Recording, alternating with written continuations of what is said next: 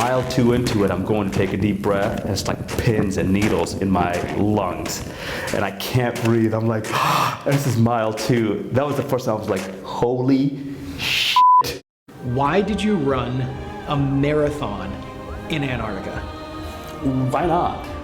Right? And I'm not being flippant about this. You will never know what you're capable of doing until you engage and start doing it. Right? The best way to do something is to do it. This goes for men or women. One of my dad's favorite quotes is, what a man has done, any man can do if he's willing to pay the price. Now go pay the price.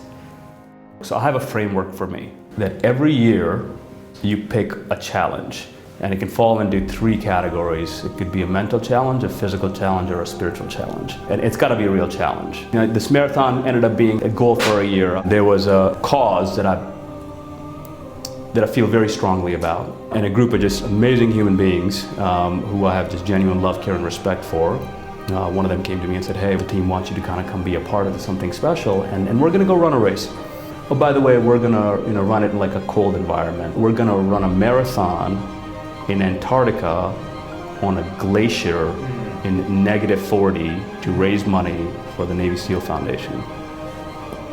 And I was like, that just sounds like a wonderful idea.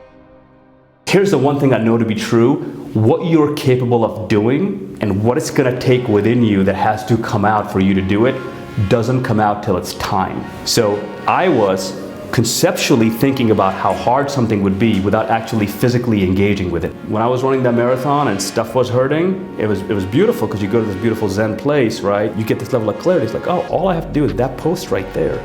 Like, that post is 20 yards. I'll think about quitting after I'm done with that 20 yards, if the thought comes up. Run the 20 yards, next 20 yards, next 20 yards, next 20 yards. And you keep piecing, and when you take that approach to life, to running a business, building a business, no energy leaks into the what if scenarios that produces anxiety. There'll be times when stuff will show up that you can't handle in that moment, but you will figure out through your resiliency how to handle it if you are present with it.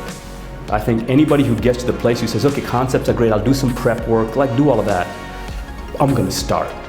Because the minute you start, now I'm in it. Whatever the it is, building a company, having the best relationship with your wife, raising the best children, running a marathon, like, I'm in it. Now I'm engaging with life, I'm not engaging with the concept of life. And when you engage with life and you're there, then all you have to do is, what can I do in this moment? That's the difference between all us who got MBAs and were trained in strategy and if then else and the scenario planning and all of that stuff. That's good, it's got a place, but that's not how you engage with life. So when you talk about all of our friends in the Spec Op community, like, that's what they do. Imagine how present you have to be when that is your livelihood. You're responsible for lives of everybody who's around you. Like, this moment, this moment, this moment. Like, that's living. And when you're in that place, the shit that you can do is just so far beyond the comprehension of a normal mortal. You know, because we see all these people who've done these amazing creative things in so many different endeavors. Like, how did they do that? Just by being present.